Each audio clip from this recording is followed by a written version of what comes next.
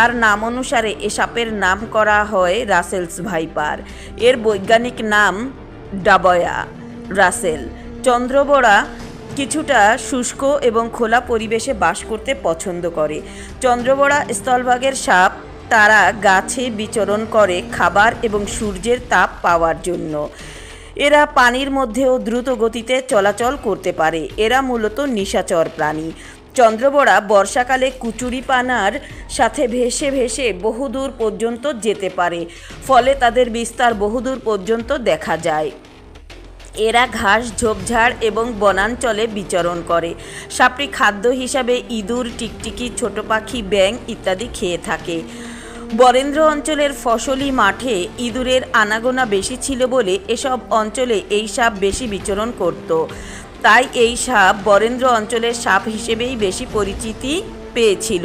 তবে আজ পদ্মা অববাহিকা ধরে এই সাপ দক্ষিণ অঞ্চলের অনেক জেলায় দেখা যাচ্ছে।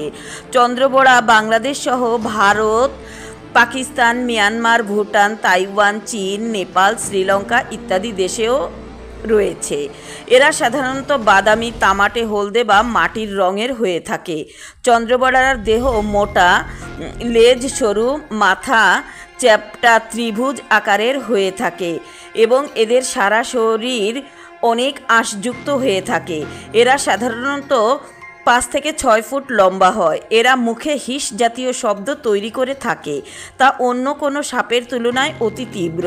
রাসেলস ভাইপারের সিরিঞ্জের মতো বড় দুটো দাঁত আছে। এটা 6 মিলিমিটার পর্যন্ত লম্বা হয়ে থাকে, যা প্রায় 1 ইঞ্চির 4 ভাগের 1 ভাগ। কোনো কোনো সাপের দাঁত 1 ইঞ্চির মতো হয়। সবচেয়ে আশ্চর্য বিষয় হলো এই সাপ তার এই সূচালো দাঁতগুলোকে যে কোনো দিকে ঘোরাতে পারে এবং সে তার সুবিধা মতো কামড় বসাতে পারে। অসংখ্য ধন্যবাদ বন্ধুরা, আজ এ পর্যন্তই।